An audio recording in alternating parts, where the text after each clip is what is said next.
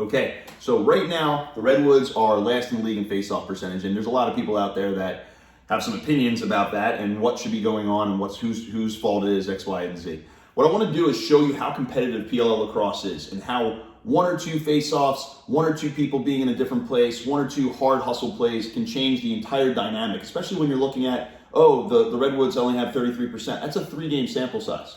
So I want you guys to take a look at this, and we're going to look at some of the face-offs from last night where you have a good example of the chaos changing their whole mold and going hard in on the wings, and Tommy Kelly really getting dialed in on his clamps. First, I want you guys to understand what the Redwoods game plan was last night against the chaos. So the very simple goal, this is called a lock-off. Okay, TK is going to win most of his clamps. We know that because he's got insanely fast hands and he's shown and demonstrated over the years his ability to win clamps. However, the Redwoods' plan was to try to take advantage of the fact that the Chaos had 0 ground balls in the first game and try to make that a strength. So the very simple game plan was stay standing up, use your rake variations, try to create a one-on-one ground ball against the face-off man who likes to face off on a knee, and lock your wings. That means beat them into the play, stay hip to hip, and completely take them out of the game. Anybody who watched our playoff game last year when I played for the Redwoods against the Chaos, that's exactly what we used. It worked to perfection. We had a lot of transition, and it was a great win. Now, the Redwoods are trying to do the same thing. What they're going to do is they're going to use rookie Peyton Smith, who played really well against the Whip Snakes. He's going to go standing neutral grip and try to demonstrate this motion. Greg Piskuljan was used as a change-up guy. He could go rake standing up, which he's shown he's good at. He could always go on a knee and as well use the click and drag move, which he used in order to score a goal.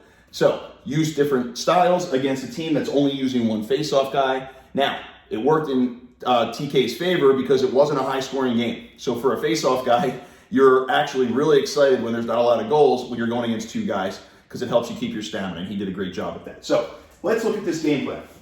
Okay, right here, Peyton Smith early in the game is going to go for the quick rake, and he hits it perfectly. Right here, comes under the ball, pulls it out. It's now a one-on-one ground ball. And right here, a Chaos player beats his man in by 2 steps, causes disruption, and now the Chaos have a face-off win. Okay? Right here, next face-off. Once again, quick rake. Works really well, ball is out. Chaos man gets in there anyway, gets a check, and there goes the ground ball. However, Brent Adams does a great job racing onto it, and they happen to win this and get possession, although on the next 10 seconds, the ball was thrown over and it was a transition goal the other way for the Chaos. However, it was a good execution, even though a Chaos player still rushed in there and got a stick on the play. The Chaos players were just a half a step early on a lot of these. So here's another example. Now the Chaos are up 2. Once again, quick rake. That's the scout. Ball's out again. This time, Smith does it himself, picks up a long ground ball, but look who's here. Again, a Chaos player is feet away from him, checking, beating him into the play. Okay? Now on the next face-off, Greg Piskuljan comes in on a knee, and he is now the change-up. He uses his click and drag move, which is a bottom sidewall move. You reach in, get a piece of it under the ball against the player who is leaning away on his clamp and using the top sidewall. And that's why Greg Piskuljan historically has given TK good battles. And he gets a piece, and the ball's out. But, missed ground ball. Okay? So right there now, we're talking at 3 face-offs where the Redwoods got 4 face-offs. The Redwoods got the ball out, and they only picked up 2 GBs. So now they're 50% instead of 100% to start off the game. Now we go to the next face-off. Standing neutral grip again by Peyton Smith. Ball's out again, but look who's there. 3 Chaos, no Redwoods. Now I understand there's only a couple of seconds on the clock here. However, if you do what you were supposed to do, this is actually a ground ball for Peyton Smith instead of 3 guys on him, and they could have actually had 2 seconds to rip a shot. So that's another face-off loss. So this is 2 seconds left. They're basically conceding the face-off, and no one can fault you for that. However, that counts as a face-off loss. That hurts your percentage, right? So now we're at halftime. We come back in the 3rd quarter. Tommy Kelly's doing his thing. He's at 2/3.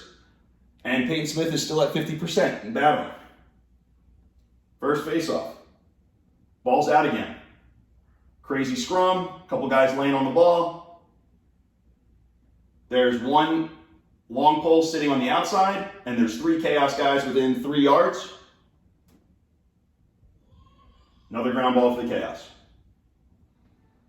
Now on this face-off, Greg Piskuljian. The refs missed a couple of things, and I actually felt really bad for Tommy Kelly on this one. Gets the ball out, pro hops, rips it forward, and it's a blatant trip. Boom. Somehow, that was missed, okay? But, however, the Redwoods were in good position, sprinting in hard, and this time they beat the chaos in. John Sexton puts the wheels on, and it gets a great face-off win for the Redwoods. Next face-off. Another rake. Okay, rakes the ball, boom, lifts them, ball's loose, and a misclamp. Oh, that's a reclamp. That should have been called dead right there. However, either way, another loose ball, and this is just one of those random ones where it's bad luck. And the chaos came up with it again. Now, here's what the Redwoods did awesome, okay? Even though throughout the night they were not there on the first scoop and it was costing them face-off possession percentage wins, they were masterful after the play of then getting the second time ground balls. So you have to understand, when you look at the face-off percentage, you go, oh, the Redwoods have to do a better job of getting the ball. They were killing it on these opportunities all night. They were getting the second chance, causing turnovers, and getting the ball afterwards. That's the big picture, and that's what Coach Nat St. Laurent really cares about, and that's what this team really cares about. That's why they were able to hang in on this game, along with great defense. Greg Piskuljian again later. This time, clean click and drag, catches it, brings it down, dunk. Okay, you see these little sharp flares of greatness, right? They're there, they're right there. Next face-off. Piskuljian, by the way, he false started on the next one. So now this is the following face-off. Peyton Smith goes rake. And he gets tangled up with Tommy Kelly for a second. And some kind of 10 seconds later, weird hold call. No one knows what happened on that one. So those were like the two. The blatant missed trip call that Tommy Kelly should have gotten, and then that bizarre no hold call. Those were the only 2 missteps I would have saw by the refs last night. They're doing a pretty good job overall. This one, Greg Piskuljian rips it out. And then this right here. This also should have been called a trip. Okay?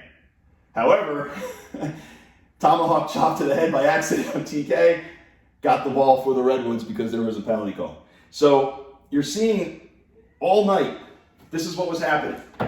The Redwoods were getting the ball out. They were getting beat by a step or 2. The Chaos were doing a better job of collapsing on the ball. It was a great 3-on-3 face-off battle. So when you sit at home and say the Redwoods need Greg Gurenlian, I appreciate that, but no, they don't. All they have to do is execute better. A couple random ground balls here. You have a missed trip call. You have a random hold call. You have a ball being run over past on the first scoop and you miss it. That's 3 face-off wins. That's a 3 face-off win swing. We're talking about a 50% game now. Okay, so give these guys some time. I predicted before this whole thing started that the Redwoods would be towards the bottom in face-off percentage overall in group play, just in group play, because I thought it would take a little bit of time to work these kinks out. You're going to see these guys perform better. You're going to see the wings be more in continuity with the face-off guys. You're going to see more structure. And then when we get in the elimination round, don't be shocked if the Redwoods are putting up points off of face-offs because they've got it together.